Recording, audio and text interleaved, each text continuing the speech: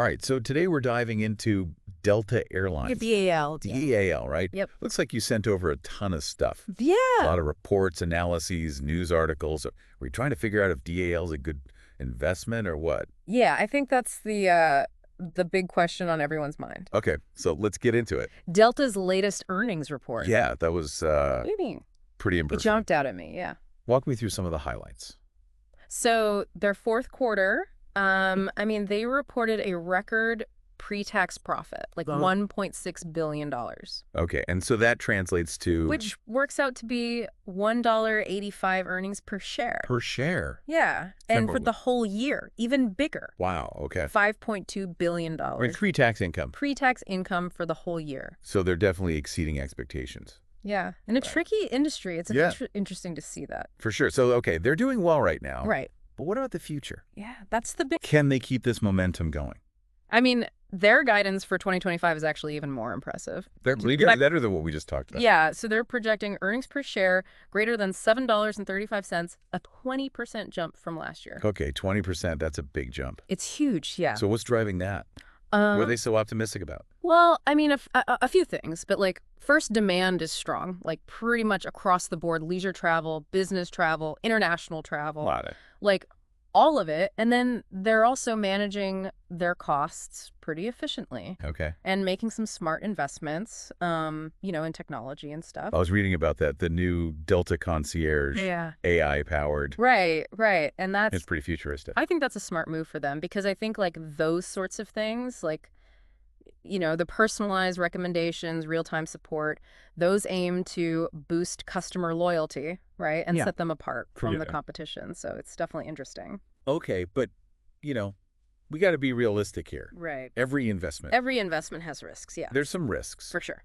What do we need to consider with Delta? Okay, so like with any airline, right, you have to think about fuel prices. Right. Fluctuations can really, really impact their bottom line. Sure. And then there's just the overall economy, like an economic downturn could impact travel demand, pretty significantly. And then, we can't forget about those like unpredictable things like the wildfires. I mean, that was last year. Remember those? Yeah. I mean, those things caused major travel disruptions, like natural disasters, those are always a factor. Yeah. And so, okay. And then despite the risks. But despite all that. The overall sentiment from analysts seems to be pretty positive. Okay. There are quite a few upgrades and price target increases. So like what's the average price target looking like? So the average over the past 6 months is around $70.88. Okay. Interesting. Yeah. And then where is their stock trading at right now? So as of today, it's around $64.56. Okay. So... But our analysis factoring in all of this, right? Everything we've discussed suggests a fair value closer to $71.33.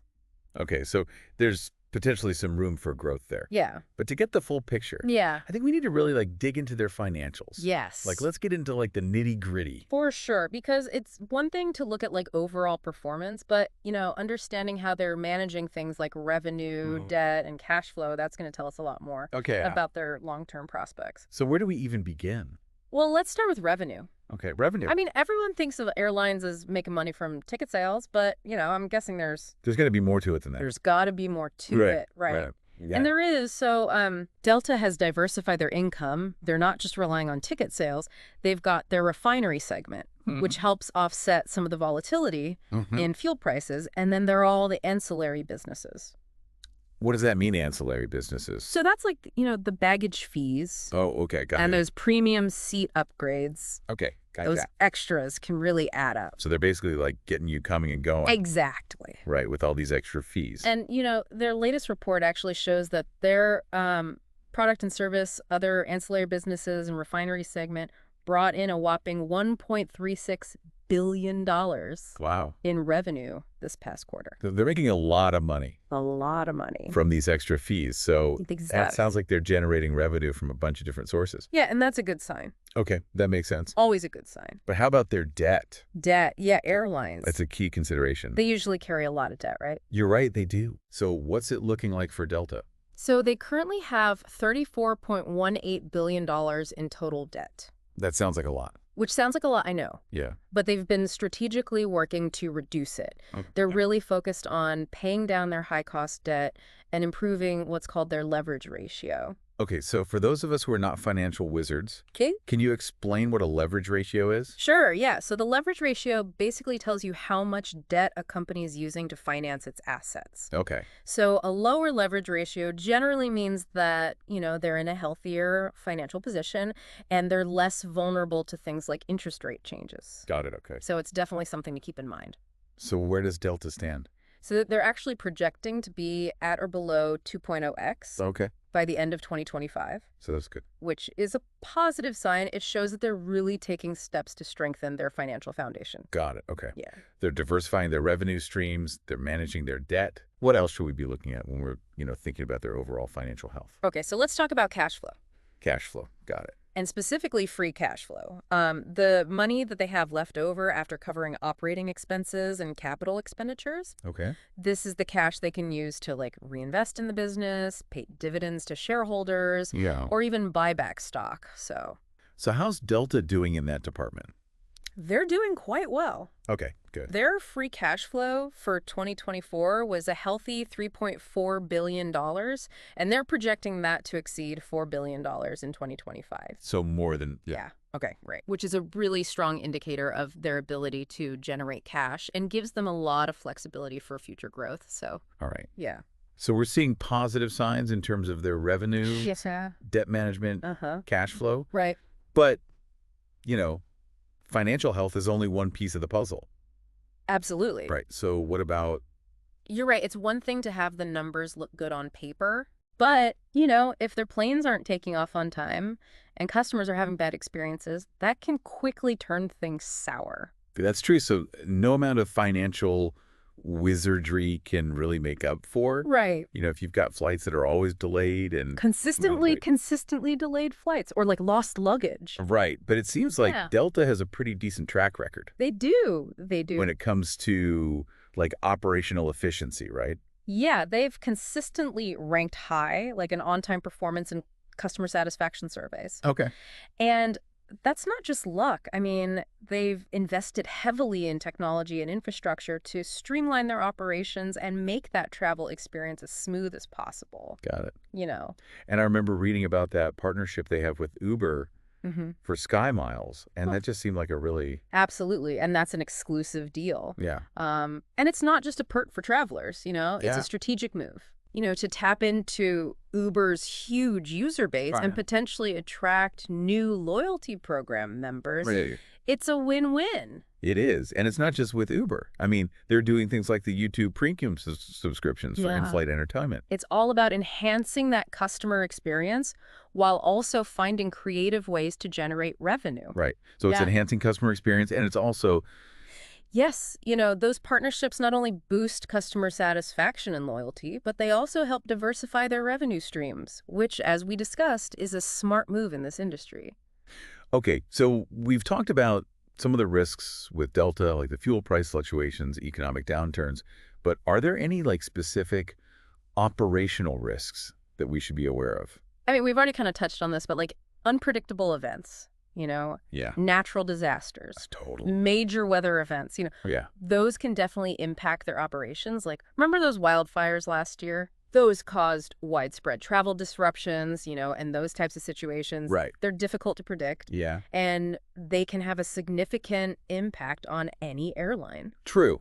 So, okay, those external factors. Right. They're always a wild card. Right. But internally, it seems like Delta is taking the right steps to mitigate risks and position themselves for success. Okay. Yeah. So their focus on operational efficiency, the strategic partnerships, customer satisfaction. Yeah. Is that a solid foundation for their long-term growth? I think so. Yeah. And let's not forget their commitment to innovation, things like the AI-powered Delta Concierge. I mean, that's a game changer when it comes to personalized customer service. It's like having a little personal travel assistant in your pocket. In your pocket. Okay, so we've talked about their financial performance, their strategic initiatives, the risks, the operational track record. What stands out to you as the most compelling aspect of Delta's story? Well, I think For me, it's their adaptability Okay. and resilience. In a very challenging industry. I mean, it is a notoriously challenging industry, Yeah. and they're not just riding the waves, they're actively navigating them. Right. And their focus on operational excellence, customer satisfaction, and, those smart partnerships. Those are really what set them apart. And their investment in technology, like you said, the AI-powered concierge, Right. that shows commitment, Yeah. to staying ahead of the curve. Yeah, they're not resting on their laurels. They're constantly They're not looking for ways to improve. constantly evolving Yeah. and looking for ways to improve. And so, while no investment is without risk, Right. Delta's proactive approach, Yeah. their strategic vision, these are pretty encouraging signs Very encouraging signs. for potential investors, right? Yeah, for sure. So for anyone out there who's Right. considering adding DAL to their portfolio, Yeah. what would your final takeaway be? I would say that, Delta Airlines is demonstrating remarkable resilience and strategic foresight. Okay. And, their strong financials, operational efficiency, and customer-centric approach. I mean, all of that positions them well. Yeah. Continued success. Okay. But as with any investment, it's crucial to do your own research. Sure. Consider your personal risk tolerance Right. and make an informed decision. Yeah, you can't just take our word for it. Right. Do your own research. Look into it. Explore, Analyze. analyze, and come to your own conclusions. That's the best advice That's right. we can give. Yeah. And if you want to keep diving deeper into the world of stocks with us, make sure to subscribe to our channel Yes. and hit that bell icon Hit that bell. so you never miss an episode. Yeah, we'll be here to break down the complexities of the market That's right. and help you make those informed investment decisions. All right.